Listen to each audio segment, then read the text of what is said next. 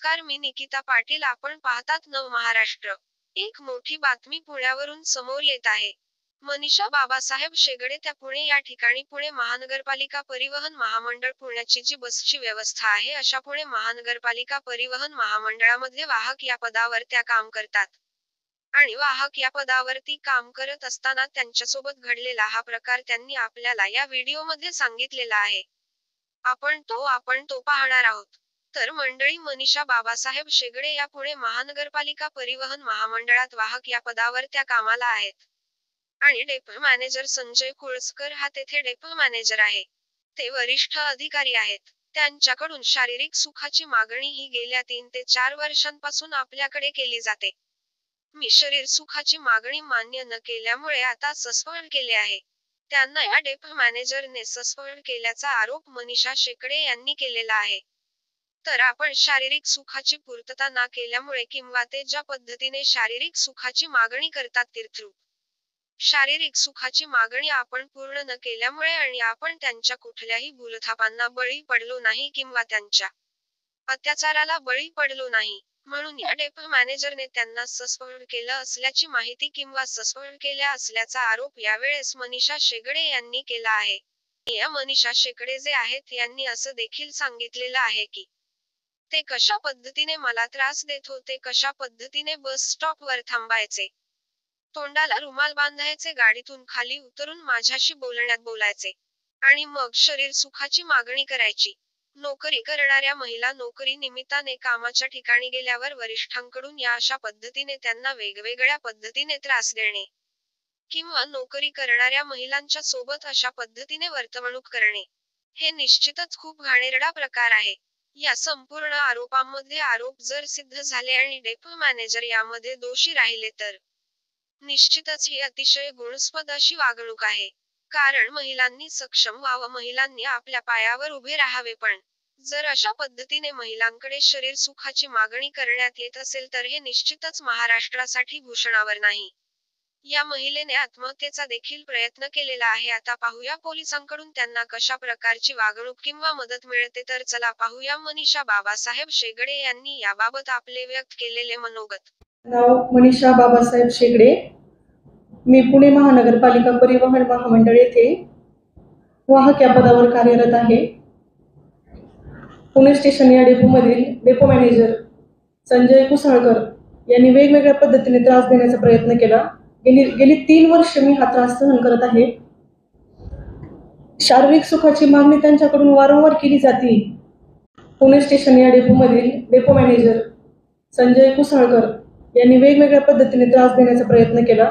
गेली 3 वर्ष मी हा त्रास सहन करत आहे. शारीरिक सुखाची मागणी त्यांच्याकडून वारंवार केली जाते.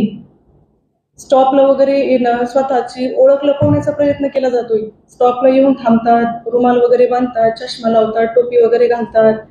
स्टॉपला येऊन थांबून मला गाडीच्या खाली उतरून बोलून घेऊन शारीरिक सुखाची मागणी झालेली आहे.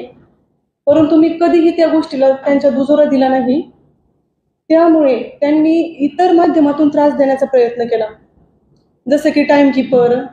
सर्वांच्या हजेरी ते फोनद्वारे लावतात. इतर महिला कर्मचारी असतील किंवा इतर पुरुष कर्मचारी असतील, सर्वांच्या हजेरी फोनवर लावल्या जातात. फक्त मी एकमेव असे की मला स्ट्रिक्ट सांगितलं जातं की तू डेपोमध्ये हजर राहा, तू आमच्या समोर हजर राहा, त्यानंतर तुझी हजेरी लावली जाईल. वेळोवेळी चेकरला माझ्या पाठीमागे पाठवलं जाते की चेकिंग करा, रिपोर्ट द्या. फक्त मी त्यांची मागणी मान्य न केल्यामुळे. परंतु आता गेले आठवड्याभरामध्ये पूर्णपणे हद्द त्यांनी सीमा पार केलेली आहे या गोष्टीची.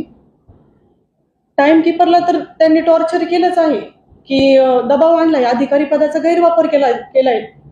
टाइमकीपरला सक्त ताकीद देण्यात आली की मॅडमला समोर हजेरीला बोलवा. याबाबतचे पुरावे माझ्याकडे आहेत, व्हिडिओ आहेत. बाकी सर्वांच्या हजेरी फोनवर लावलेल्या आहेत.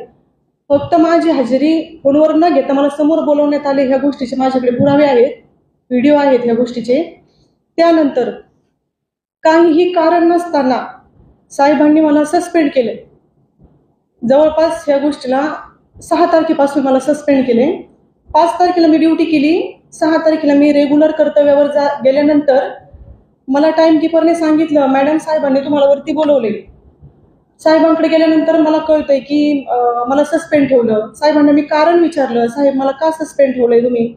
त्या गोष्टीचा मला काही पाठपुरावा दिला नाही किंवा कुठलीही तक्रार नसताना, ना प्रवासी तक्रार, कुठलाही तक्रारी अर्ज नसताना, प्रवासी तक्रारही नाही आणि कुठलाही अर्ज नाही तक्रारी, तरीही मला सस्पेंड करण्यात आलेलं आहे. मला डायरेक्ट सांगितलेलं आहे तुम्हाला सस्पेंड राहावं लागेल. मला माझ्या सस्पेंडचं कारण आजही समजलं नाही. फक्त साहेबांची मागणी गेली 3 वर्ष पूर्ण होत नव्हती. त्यामुळे साहेबांनी आता कायम पदावर आम्हाला रुजू केलंय. त्याच्यामध्ये आमचा 6 महिने कन्फर्म काळ असतो. ह्याच्यामध्ये रिपोर्ट वगैरे काही चालत नाही आमचे. परंतु मी कायम पदावर न जाण्यासाठी, साहेबांनी माझं रेकॉर्ड खराब करण्यासाठी मला जाणीवपूर्वक त्यांच्या पदाचा गैरवापर करून मला सस्पेंड ठेवण्यात आलेला आहे. मला कुठलंही सस्पेंड मागचं कारण सांगण्यात आलेलं नाही.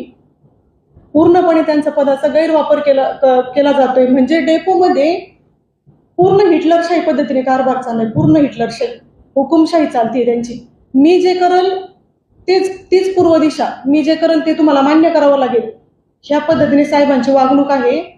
याआधी पण साहेबांबद्दल मंत्रालयामध्ये तक्रार गेलेली आहे. आमच्याच डेपोची महिला कर्मचारी आहे सुरेखा भालेराव, तिने सुद्धा साहेबांविरुद्ध मंत्रालयामध्ये अर्ज केलेला आहे. ह्या गोष्टीला एक वर्ष जवळपास झालेला आहे. आणि साहेबांचं सरळ म्हणणं आहे, मी स्वारगेटला सर्व मॅनेज करतो, तुम्हाला काय करायचं तुम्ही करा, पाहिजे तेव्हा कुणालाही सस्पेंड ठेवणार.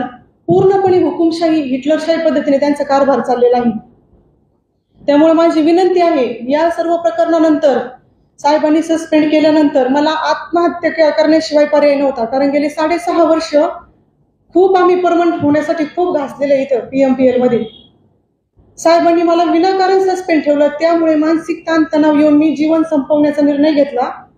साहेबांच्या केबिनला जाऊन मी डिझेल वगैरे ओतून घेतलं. आत्महत्या करायला त्यांनी भाग पाडलं मला. यानंतर साहेबांनी त्यांच्या विरोधामध्ये ह्या गोष्टीनंतर स्वतःचा बचाव करण्यासाठी 6 तारखेला माझा आत्महत्येचा प्रयत्न झाला.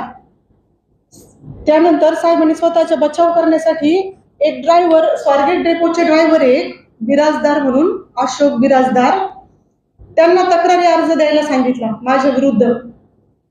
सदर घटना 6 तारखेला घडली. सस्पेंड मला 6ला केले, आत्महत्येचा प्रयत्न 6ला झाला. परंतु साहेबांनी स्वतःचा बचाव करण्यासाठी 7 तारखेला तक्रारी अर्ज मागवला. त्या ड्रायव्हरवर अधिकारी पदाचा दबाव आणून त्या ड्रायव्हरला माझ्या विरुद्ध तक्रार देण्यास भाग पाडली 7 तारखेला. यानंतर मी बंगार्डन पोलीस स्टेशनला गेल्यानंतर तिथंही तक्रारीची दखल घेतली गेली नाही. त्यांना 4-5 तास आम्ही बंगार्डन पोलीस स्टेशनला बसलो, तरीही तिथं